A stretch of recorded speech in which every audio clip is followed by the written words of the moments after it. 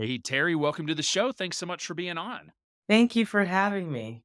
I am super excited to explore your career history, which is just fascinating, and reading your bio and learning more about you, and share that with listeners and sort of what led you to becoming a financial planner and running your own firm. So, just by way of background, sounds like you are like several of our recent guests have actually been Academy graduates. I don't know why we've sort of had a string, but so you went to the Naval Academy, correct? I did the wonderful class of 1990 as I date myself, but yes, I did get to go to the United States Naval Academy. What ultimately drove your decision to go to an academy for college?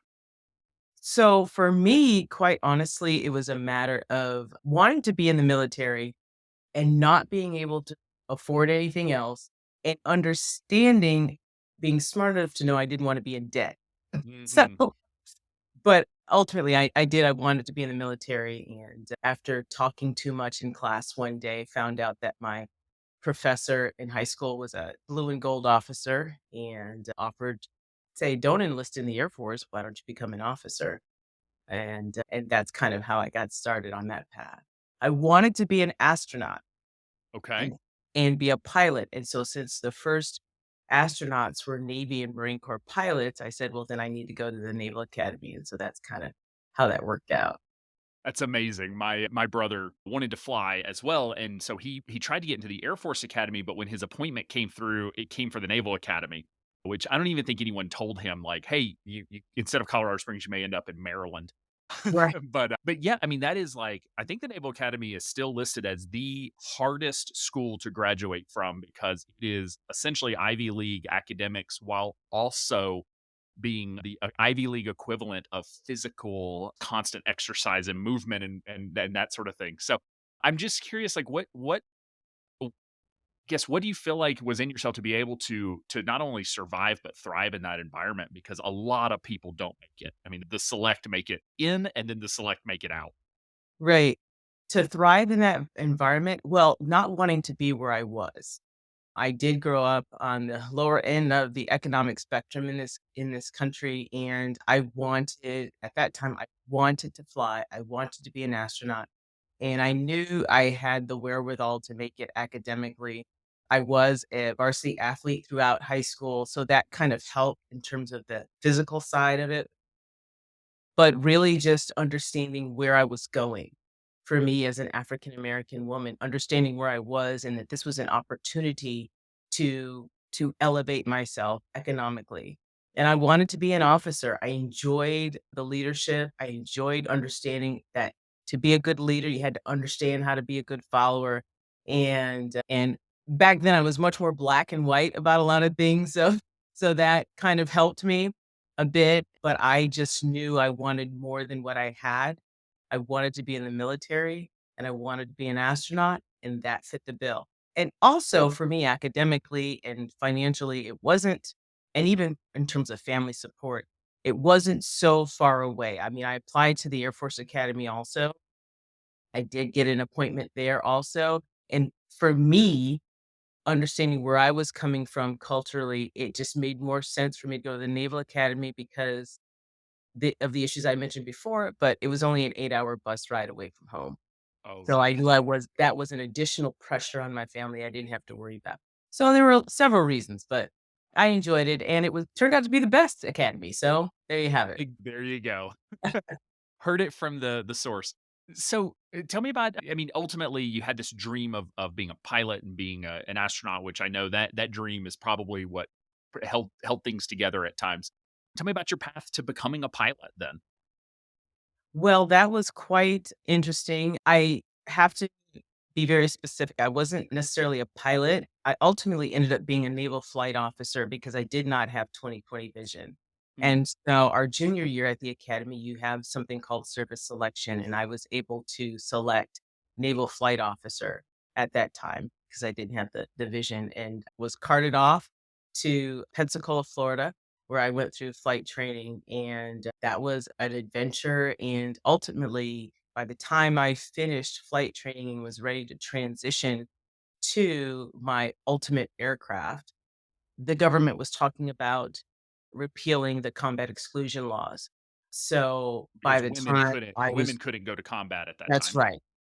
That's right, and they started sort of chipping away at different billets, different warfare specialties, and ultimately, by the time I finished training in my aircraft in April, May of 2000 or excuse me, 1993, the law was removed, and I my direct orders from training were to a tactical aircraft squadron, so So that they was trained you to be a pilot, even though it was going to be illegal to send you into combat. Like you were going to, or they were training you to be, I'm sorry, a flight officer, but you wouldn't actually be able to serve in a combat situation. That's a really, so you think they were just preparing that, like they thought the law was going to get repealed, or was there was a way for you to still be able to serve and provide value, even if they wouldn't let you in combat situations? Right. Well, absolutely. Women have been flying military aircraft since World War II. Mhm. And so the idea of being in the aircraft and flying, being associated with a military aircraft like WASPs, the Women's Auxiliary Service Pilot Program, that was not new. But you notice I said the word auxiliary. So there were support roles for us as women. There were support roles flying actual fighter aircraft or being naval flight officers in fighter aircraft, but those aircraft were in support roles. Right, so Okay, they that makes weren't sense. forward deployed, does that make sense? And so there were actually women who were had been in naval aviation longer than me and Air Force aviation who had been flying, just not sent on an aircraft carrier and forward deployed into combat zone. So And then that's you that law changed for us. Okay, that makes sense. And so you were one of the first women then to be deployed to to an aircraft carrier headed into combat situations. So what was that like? It was interesting. During that time, there was a bit of pushback from various people in terms of whether or not women should be in combat roles. And I can honestly say I could validate all of those reasons. I may not agree with all of them, but I can validate them. And so between being a woman and then of course adding on top of that African American woman, I was sort of infiltrating, if you will, a white male fraternity of sorts, but there were enough people at many different levels of the government who supported it. And sometimes support was very difficult to find at my level, but I did find it in certain individuals and managed to successfully finish my tour with a combat squadron and got great orders after that and finished out my time that I was in the military on a successful note. It's And absolutely incredible. It's impossible for me to understand what that was like and the grit and the determination that it takes to ultimately persevere and thrive in that environment. So at some point along the way when you didn't test for 2020 vision, did that ultimately force you to give up your dream of becoming an astronaut, or was that still alive at that point?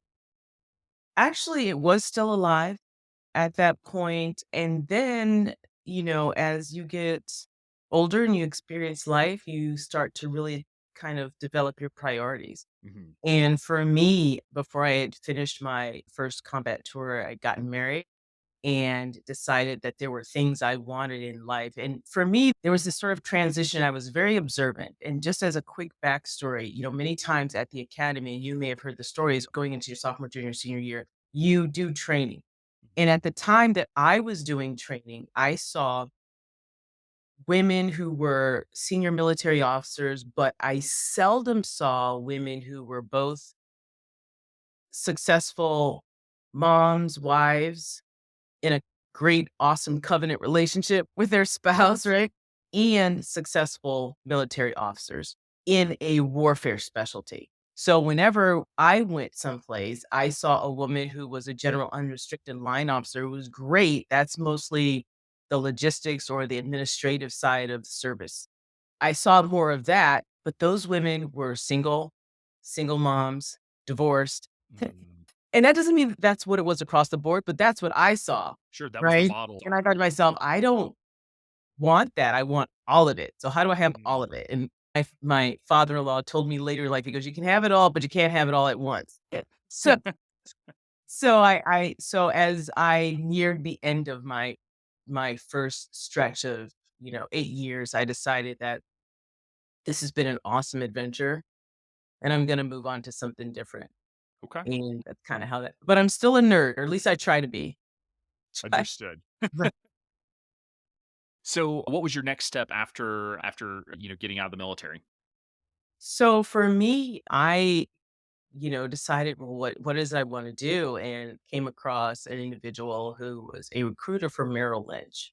Mm, And I decided to, well, I'll give that a try. I'll see what that's like, which is fascinating because I really was what I would call the true example of someone who was educated but had zero financial literacy. mm, And I decided to become a financial advisor. And so I kind of made that transition. And over that period of time, near after about 4 or 5 years, successfully went through their training program. And by the time I found out I was pregnant with my second child, I decided that I was going to stay at home, but I went through the program and quickly realized that Merrill at the time had an incredible training program mhm. and felt very fortunate to have started there, and gave up my book of business after 4 years and decided to stay home. But that was kind of how I got into the financial services business. I do believe that I did learn through that process that I was not the kind of person who wanted to cold call. Mhm. And Which that that was was all it when was back then. that's exactly right. It was, you hear the stories of pick up the phone book and start in the A's, you know what I mean? And it Yep. wasn't that bad. As a matter of fact, Merrill Lynch at that time had really started transitioning and encouraging their brokers to get either the certified financial management designation, kind of the mini CFP or the CFP. And so as I was transitioning out of Merrill Lynch, that's what was going on at the time. But I didn't like the idea of trying to just sell securities. Sure. No, that makes sense. Now, while you made the transition to be a stay-at-home mom, it sounds like you ultimately did a lot in addition to parenting, from a career perspective. Can you talk about some of the things that where you chose to spend your time and energy during that time period? Right. So aside from the many hats that you wear as a stay-at-home parent, I actually ran for office. At one point, I had actually previous clients, Merrill clients, contact me and want me to give presentations. So I ended up doing pro bono presentations, and that is kind of how Bradford Company was initially set up, just kind of a way to stay out of trouble with the with the regulatory organizations, right? So that I could do the pro bono presentations. I volunteered for different boards for different programs like Women's Economic Ventures, helping business owners understand what they needed to do to set themselves up financially, both as a business owner and as, individuals. I also decided to get my MBA. So I went to California Lutheran University and wanted to get an MBA. And the only thing that they offered at that time online was an MBA in financial planning. I was like, well, how fortuitous. So Perfect. I did that and actually spent some time after that, a few years after getting my master's degree. They asked me to come back and teach statistics and or financial principles and policies. And as much as I loved statistics, I said I'm going to stay away from that and teach financial principles and policies. So I did that for a few years as an adjunct professor and just sort of immerse myself in trying to help my community Okay. on that aspect of it. Even up to now, I do merit badges for personal management for Boy Scouts. So anything that I could do to help educate the community and at that time in particular, stay-at-home moms, help them understand what was going on with the finances. That is what I did. I worked youth groups and just trying to plant those seeds early. And I sort of developed this passion for teaching even before I became an adjunct, just teaching people and watching the light come on to help them be prepared because not everybody's gonna be fortunate enough to go to something like the United States Naval Academy Mhm. or one of the other service academies or have their education completely paid for. So how do you get your financial literacy mindset going early so you can not love money, but understand that it is a tool so that it offers you an opportunity to make decisions, right? You're never Absolutely. backed into a corner. So that's what I did on the business side of it while I was home. I stayed busy. Absolutely. Sounds like you were juggling multiple jobs all at once.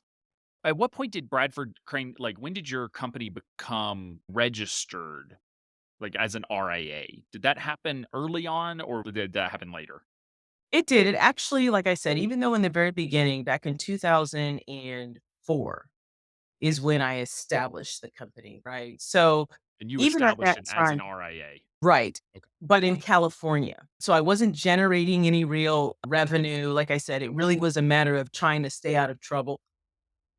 Literate enough to know that I don't want to be in trouble. But in terms of becoming an entity that I really wanted to try to make money and turn a profit, I would say that was more so in 2020.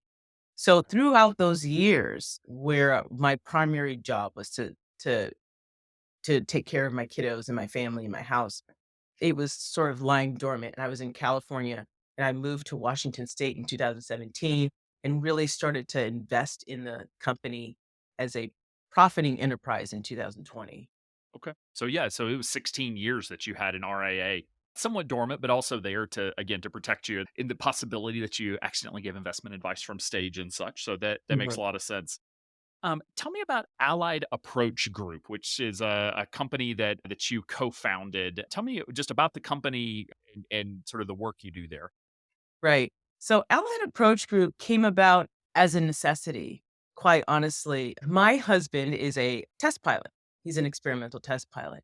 And throughout the beginning of COVID, things were tough financially, and many companies were cutting back on research and development.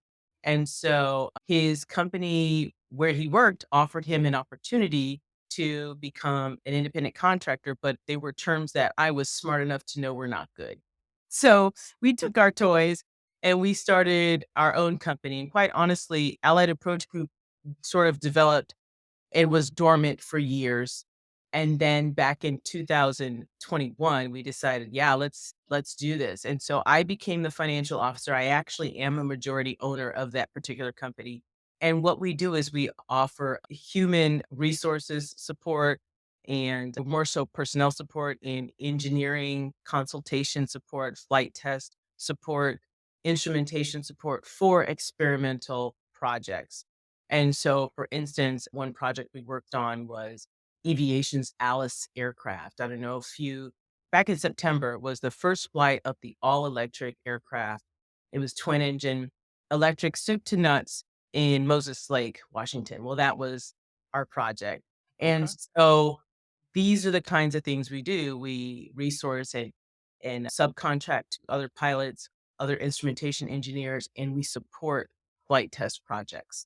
And that had a wonderful year, and I was very excited about that, but it really opened my eyes to kinda segue back to financial planning, what our clients are going through as business owners.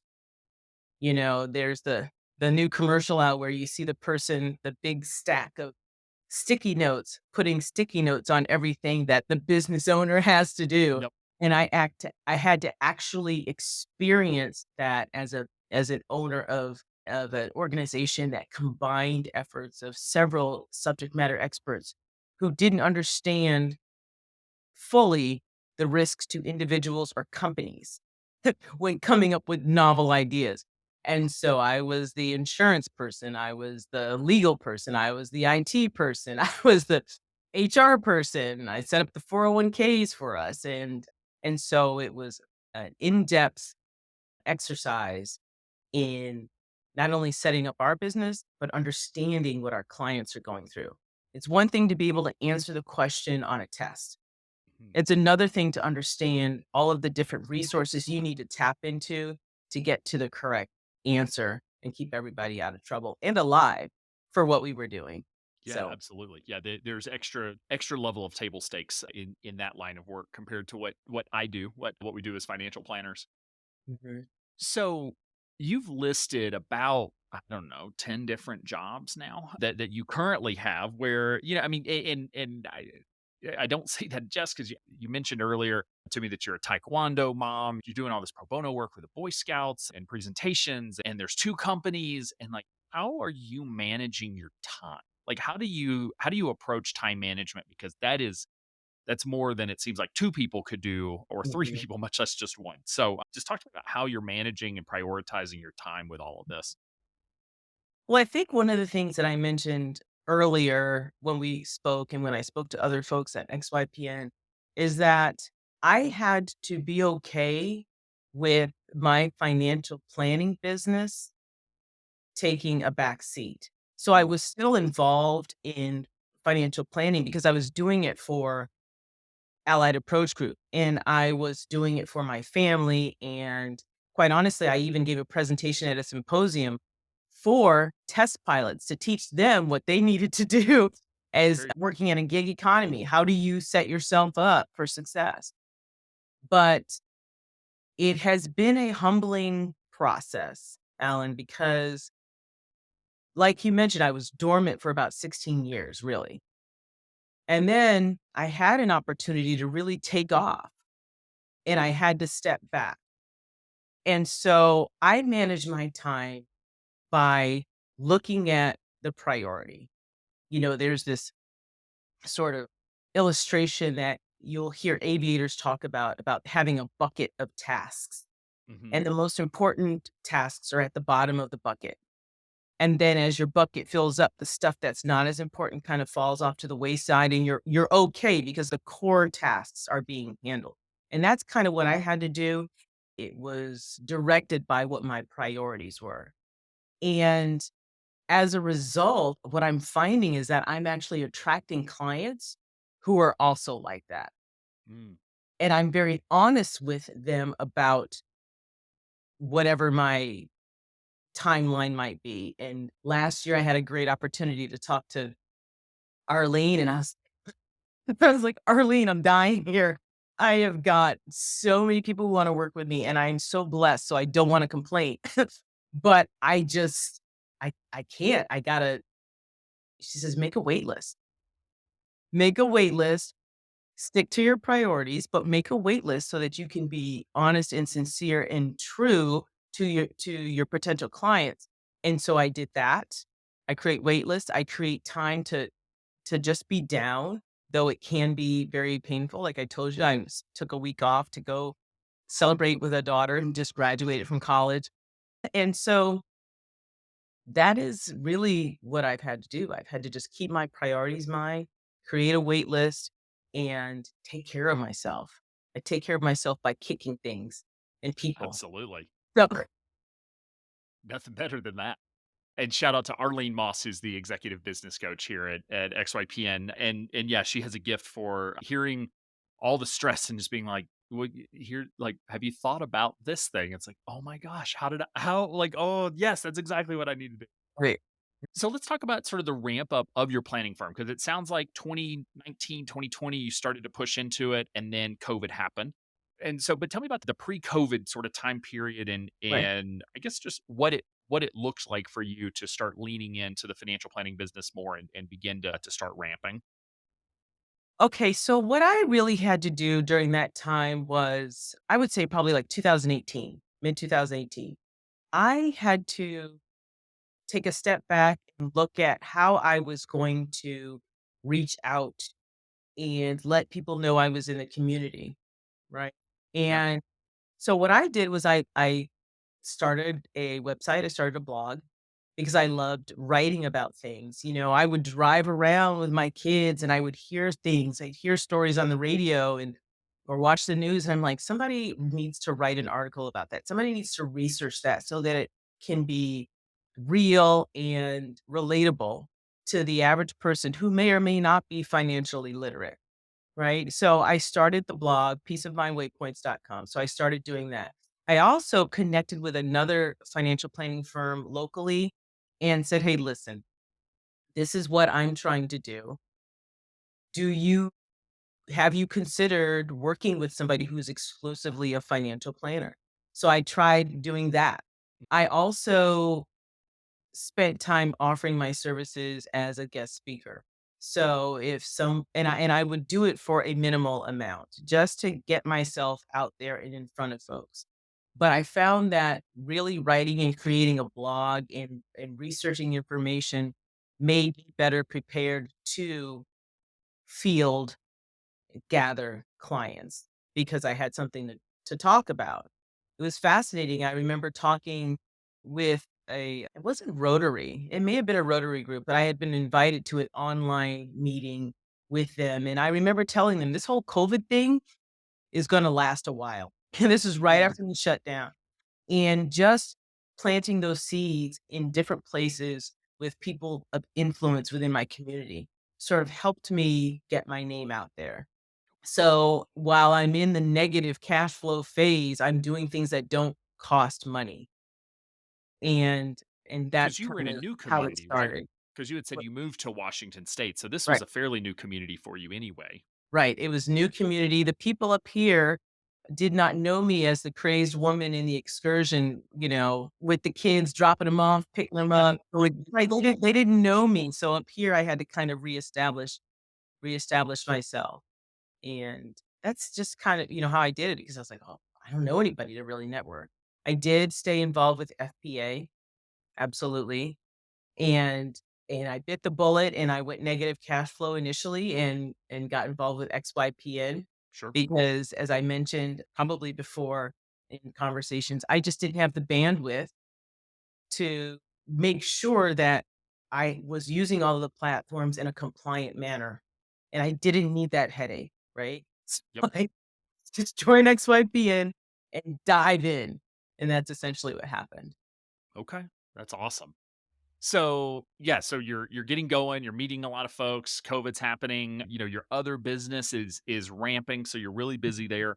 And so, yeah, I guess so simultaneously were you doing planning for clients and that was just sort of starting to grow and becoming overwhelming just from a capacity standpoint it sounds like. Right, and during that time where I was ramping up, there were 2 other things that I did that I think were very, very helpful. One thing that I did was before we had to go completely virtual, I actually became a coach for Dave Ramsey. Okay. So I did that for a while and actually sort of, aside from the teaching virtually, use that platform to not only help other people, but sort of work on my presentation chops for Mhm. financial Especially literacy virtually, issues. yeah. Right. So I did that, and then also there were a few friends who I said, "Hey, listen, I know you're going through some stuff. Why don't you let me do some pro bono plans for you?" So I did pro bono plans for them, which were pretty extensive, soup to nuts, and had them go through the whole process of signing the documents, like the whole thing, right? They were clients of mine. And then I also worked with FPA Journal in the Rounds. So I was a co-host for those, a moderator for those, which also helped me meet other individuals in the business that I eventually worked with later. I worked with Annalie Kruger on her elder planning specialist program. So Okay. all of those things sort of help. So yeah, you really put yourself out there and did a lot of different things in order to meet a lot of folks and got some reps as a financial planner and had some people who you trusted go through your planning process and probably give some feedback about the different Mhm. steps and be sure it is terrifying the first time you put somebody through that. It's such a good process that you realize it's really not. And got to be constantly updated and iterated on.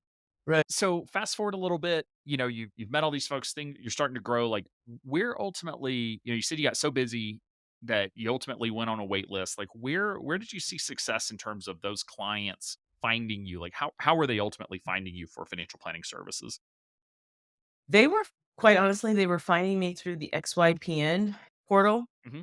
and the FPA portal. I also signed up for the Foundation of Financial Planning Hmm. to do pro bono work that way also. So I did actually have an opportunity to connect with a Seattle financial planner and do some pro bono work for someone there. So, but that's essentially where they come from because I did not advertise. I think the only real advertising per se that I did was, I put up a couple of quick advertisements on Facebook and on LinkedIn about how I was doing the Ramsey thing. But Hmm. other than that, I didn't do any advertising.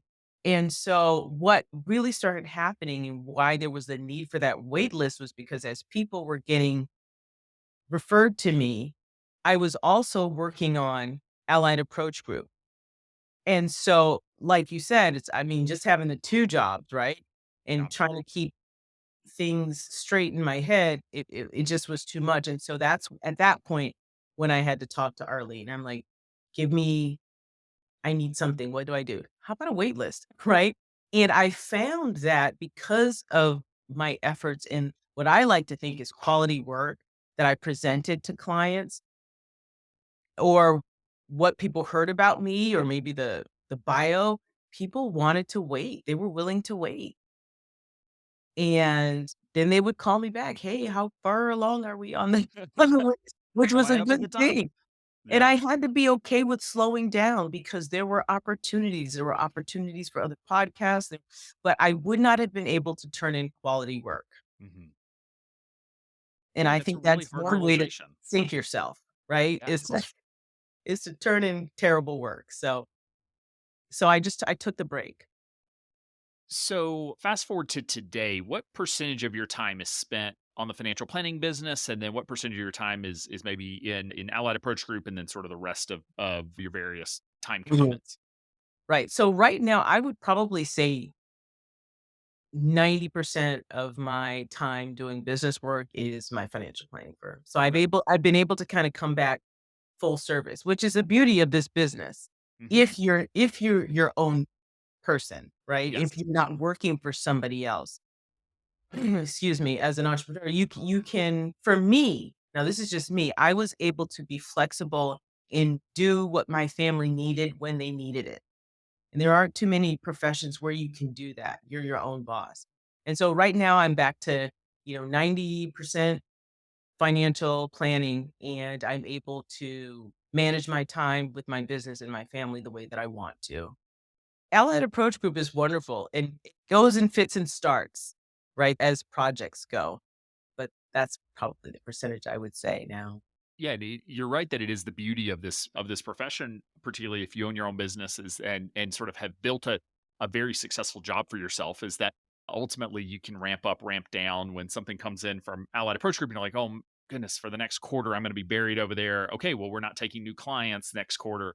In order to give myself some space, you really have that flexibility. Obviously, that flexibility starts to go down a little bit as you sort of fill up from a client perspective. But Mm. even then, it's really the time intense part is onboarding new clients. Once they're It onboarded, it is. becomes, that it's so interesting that the real value add is in subsequent years, but that's also the lower time commitment. Talk to me a little bit about your financial planning service model because you do not manage investments, correct? No.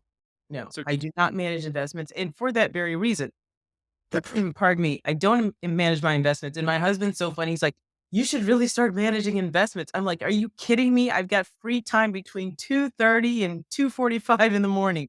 What more do you want from me? But we laugh and joke about that. But I don't manage investments because I remember and I understand that you need to be on point for the market. And because I do comprehensive planning, I need to be on point for my clients' needs and understanding and for their literacy and developing action plans and those are things that I call them living breathing documents, right? That can change, but I don't have to be whipsawed by what's going on with the market. And I sure. don't have to receive calls of somebody out of breath, which I did all the time at Merrill Lynch about what's going on in the market. So I frame my service for them in that you're here because I think I'm an educator at heart. But what I want to do is help you become financially literate so you can be empowered. And so we are going to develop a conversation, a document that's a conversation about what your needs are, what your wants are, and how we can kind of marry them with the assets that you're bringing to the table. And so that is what I'm offering people. And it's interesting you said that the onboarding is what really takes time. For me, what takes time, and maybe I have the model wrong, but for me, what takes time is really essentially creating a research paper for my clients, Sure. right? So That because I'm initial not plan just delivery. typing in numbers and then spitting out a report and here's this, here's what you have. So that is really sort of the time intensive part for me. But that is what I'm offering. And then they can choose to either take the document and go forth, or they can hire me based upon a subscription model. And the way I explain it to them is like, look, you pay the fee once a month. And if anything comes up, then you can call me and we can work on it. Unless there's a real material change in your financial situation that requires a whole new plan, you're not going to get the big fee anymore. So, and you may have to after 3 years. I mean, I'm very honest about that. And so I have clients who do that and they call me up and they say, "Hey, we're changing jobs. What does that mean for me?" Or my job is offering me sort of a loan forgiveness type of a program. What does that mean for our options now? And I tell them when that happens, you don't have to worry about a huge bill. So It's essentially, real you're work. offering sort of the initial comprehensive financial plan where it covers all of the various topics, and then Mhm. they can choose to self-implement or ultimately hire you to assist with implementation and be sort of that ongoing coach. What Yes. is sort of your typical fee structure for that initial plan and then for the ongoing work? Mhm. Well, of course, I took Arlene's advice. She's wonderful. Doubled your Here. fee, I guess is what that means. Right, right. And so my lowest fee right now, my base fee is $5,000 for a plan. Okay. So, it's probably on the lower side of the, 1 or 2 standard or, 1 standard deviation of each side. So, $5,000 for a plan, and then the minimum ongoing subscription fee now is 150 per month. And I had to, especially with the kind of business I'm doing and the flexibility I've offered myself, quite honestly, and I don't wanna digress too much, but I had to convince myself that I was not an imposter, Alan, right? So, just because I'm not doing it 100 hours a week doesn't mean that I'm not good at what I do. Sure. Or I could be crappy at what I do, but it certainly doesn't mean that I don't deserve to be compensated for what I'm bringing to the table. And so that is where my fees are right now. And I've been inching them up over the past 3 years. That's awesome. No, I wonder if folks who are not 100% of their time in the business for whatever reason, if they do struggle more with imposter syndrome, it's certainly something we hear across the board from members as they're getting started of just, and recognizing that so much of I would say all of it is in our head. Like our Mhm. clients appreciate what we do. There's a reason they pay us. There's a reason that we have such great client retention rates, and it's because we provide a really valuable service. But it's a hurdle. Like I don't mean to discount that at all. It is a hurdle that I think many of us have had to deal with of just, am I good enough? Am I worth this fee? No one's going to pay me this fee. And then one day you wake up and you're on a wait list. You're like, what happened? Like, where did Mhm. this come from? Mhm. Mhm. So I'm curious, sort of longer term, as you're looking forward, because you mentioned you've got kids graduating college now. You've really transitioned back to the planning firm and focus there. What are you trying to build with the business? What do you hope that it looks like in 3 to 5 years? Where do you want to be with it? Wow. Hey, well, in 3 to 5 years, I want to be in a situation where I am doing this full time and traveling the country with my husband in our aircraft. From because it's all virtual. I have the benefit of starting virtual. Nope. So I did start on virtual in 2018 and just and being able to be at peace, giving people what I didn't have growing up and being compensated for it.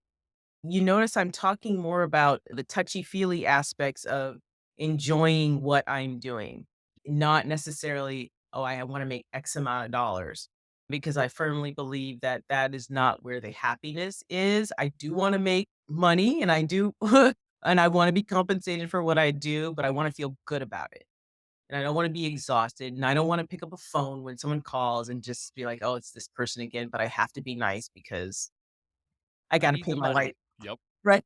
Right. So, that's where I wanna be. I wanna be financially independent but in the process, teaching other people to be the same way and not have to, and I want my kids to be okay with where they are financially too. So my vision of success in this business is a slightly different because my priority has been, I don't know, maybe it's not slightly different, but my priority has been my kids all this time, my kids and my family.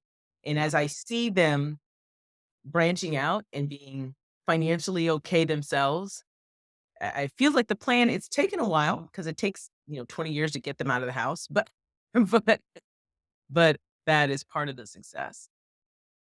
Yeah, the listeners know we're a huge fan of EOS, Entrepreneurial Operating System here, and the creator of EOS is named Gino Wickman, and he's written a handful of books, but one of his most recent ones is called EOS Life. And I love it because he talks about what ultimately leads to happiness. And if you don't have these things, it leads to burnout. And I think it's so interesting. So there's six sort of five components that lead to your ideal life. And it's doing work you love with people you love, making a huge difference, being compensated appropriately, and still having time for other passions. Yep. And I like it sounds like a pipe dream, but like, the beauty of being an entrepreneur is you get to really work towards that, and that, I mean, really what you're describing for yourself is that it's not about being compensated to the absolute max and making as much money as possible. He didn't say that. He said compensate appropriately, and that is up to you in terms of what you feel like your time is worth. When you get paid, do you think, "Okay, I feel good about that," or like, "Oh, I did not charge enough," or "I'm being undercut here." But, like, again, like, work you love with people you love, because just being surrounded by folks you wanna work with and not having to work with customers or clients or with employees that you don't enjoy. But that last one too, of having time for other activities, other hobbies, and that's what I see so many financial planners making that mistake of just capping out on income, and it's like, "Great, but do you actually have time to spend your money?" Like, right. and Right. so, yeah, so that's gonna be a really amazing, I don't wanna call it encore career because 'cause you're not there yet, but it's like this, like, 3rd career in a way of, the ability to make great money, travel the country in your aircraft with your husband and have a real impact. Yeah. Yeah. And I think, just as a sidebar, especially when I think about the whole imposter thing, one thing I really had to understand is that there's a time for everything. And I always went back to what my priorities were. So I had to stop comparing myself to classmates who are admirals and generals right Mm, now, classmates who are peers who are in the astronaut program right now, or women who are in the C-suite someplace. Because I can think to myself, well, that could have been very well an avenue that you went down, but you didn't. And because I can feel good about that after kind of beating myself up a little bit because I maintained my priorities. yeah. And and this business allowed me to do that, and I can sit here and smile when I think about my kids.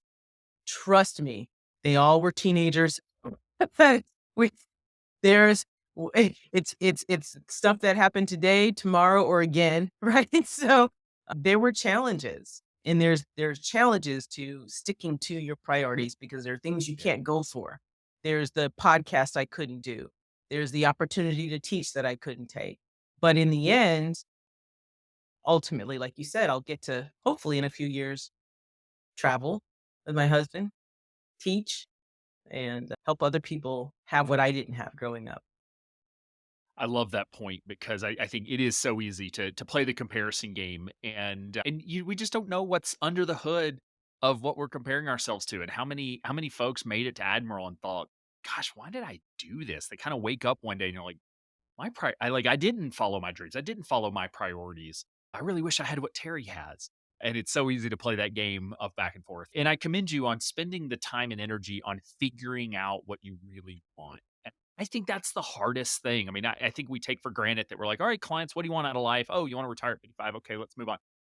No, like, what really drives them? What really are their passions and their motivations? And whatever they tell you in the first meeting is it's not there yet. You gotta keep digging, keep digging. It takes years sometimes to, and a lot of therapy and meditation or whatever your path is to figure this out. Mhm. yourself. And it's hard work, but you can't ultimately be happy to, what you want, because otherwise you're just gonna keep doing the wrong thing. So, I well, decided to ask myself the questions that I ask my clients.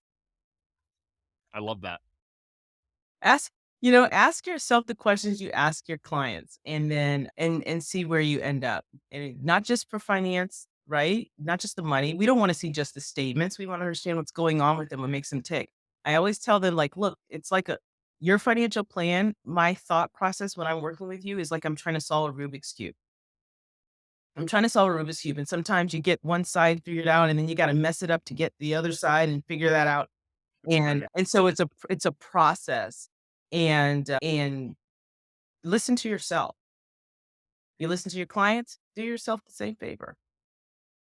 I love that. I truly believe like being the student of our own art and, whether you do it for yourself or hire your own financial planner, it is amazing what happens when you're in the other seat. Being asked those questions where you're like, "Oh man, I'm going to have to change the way I ask that question to clients because this is tough." And really understand, but again, really getting that for yourself. Right. Well, Terry, as we're coming up on the end of our time together, I'll ask you the final question, and that is, if there's one piece of advice, one thing you wish you could go back and tell your younger self, what do you think that piece of advice would be? Oh my gosh. What would I tell myself? I would tell myself that you're okay. Mm, You're okay. And you don't have to be what other people believe that you need to be. Whether it's what they expect of you career wise or what they expect of you as a mom or a professional financial planner, you don't have to do the same road that other people do. You don't or traverse. You don't have to do that. It's a journey. It's like I say on my website. It's a waypoint. mm. Everybody has different waypoints along their journey, and everybody encounters different storms, and they have to course correct, and they have to pull out the navigation tools, and they have to pull out the correct navigation tool. Each person has their own voyage, and waypoints have different significance for different people, and you need to give yourself room to be one of those people. That's what I would say. I love it. Well, Terry, thank you so much for taking the time to come on the show and share your journey and all the things that you've been able to accomplish and the awesome financial planning firm that you're building now. So thank you for your time today. Thank you for having me.